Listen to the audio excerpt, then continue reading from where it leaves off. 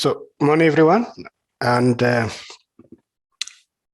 it's a pleasure for me to be with you today to share our experience on the productions of digital sequence information, use, storage, and sharing.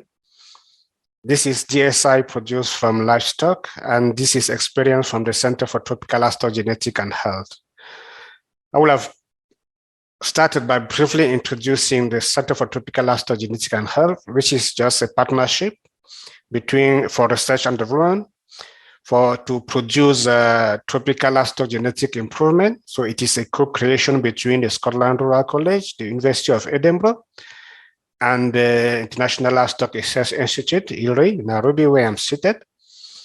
And at ILRI, we have three main programs which are working to produce, use, share digital sequence information. As I mentioned first, we have the Center for Tropical Livestock Genetics and Health, which is developing and applying genomics and advanced reproductive technologies to address tropical livestock livestock development challenges.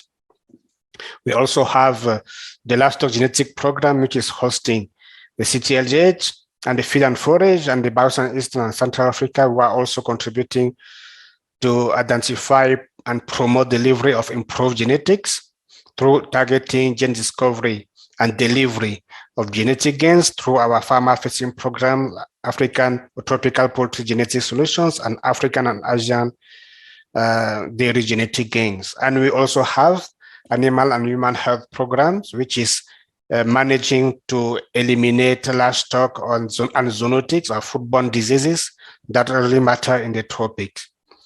So for these three programs, we then have access to genetic material from livestock, sometimes from wildlife, depending on the type of work we are doing, and also from their pathogens.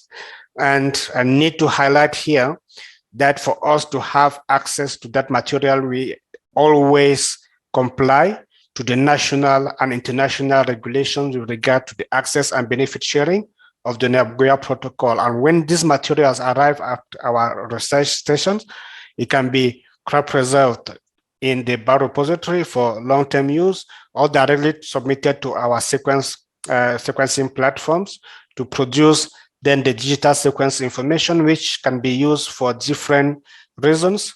But we know that this material sometimes is very huge and cannot be standing on our computers, on our personal computers. So we have to store it in our high-performing computers, and the scientists will then have time to make sure that he or she is really taking time and to gradually have access to the data and make proper analysis. And when that is done, through and after physical or logical redundancy check, the material can now be uploaded on the different data databases like GenBanks, NIDDG, etc., for like all of the sequences. And this is how it is shared with other scientists.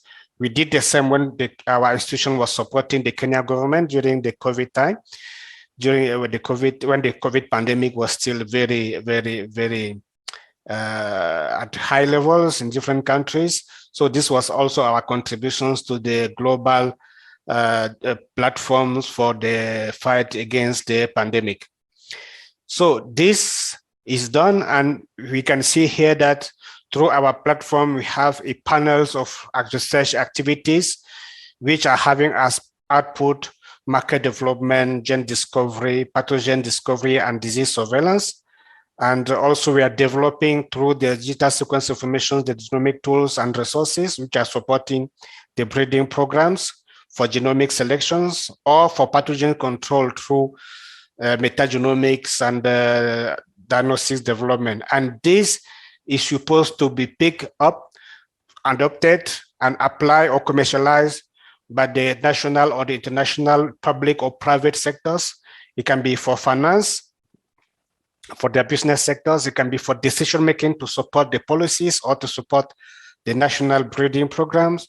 And this is how these materials that we are generating, the information that we are generating is then contributing to the various objectives of the Sustainable Development Goals of the UN.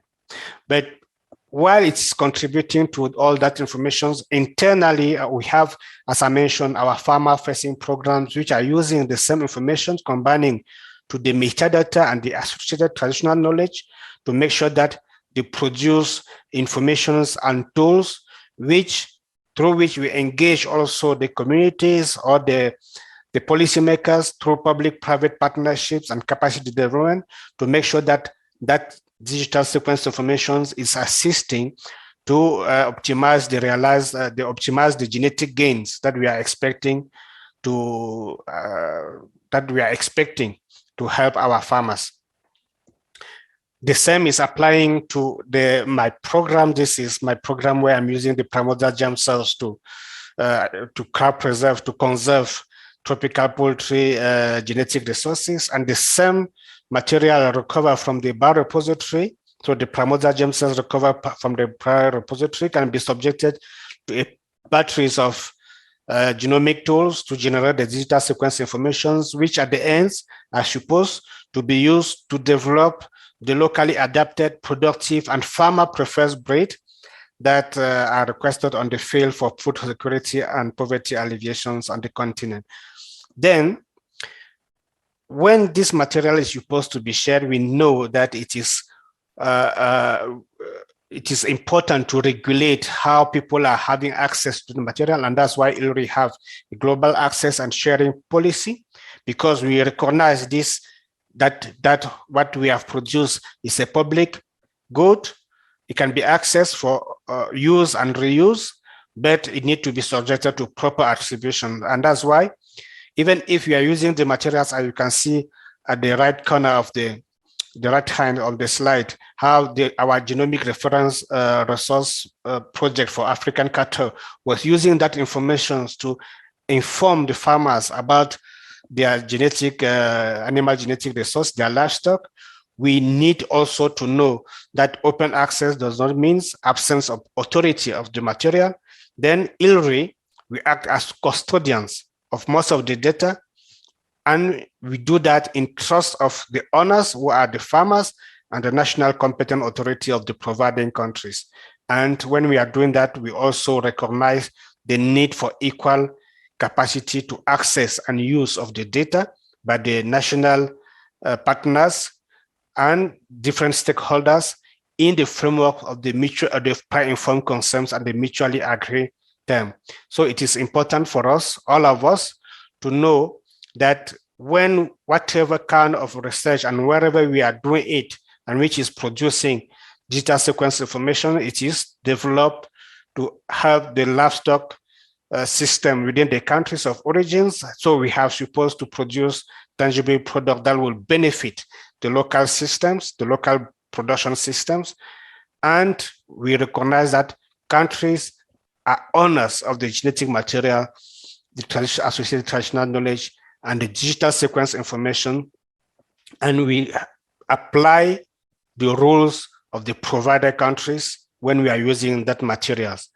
And we need to work also with strong focus on capacity building to allow the partners to be able to use later the digital sequence information produced to assist their farmers within the country. And not everything is global. As we know, exception may exist. And for that, we need to respect the decisions of the country when and whether their genetic material and digital sequence information should be publicly available.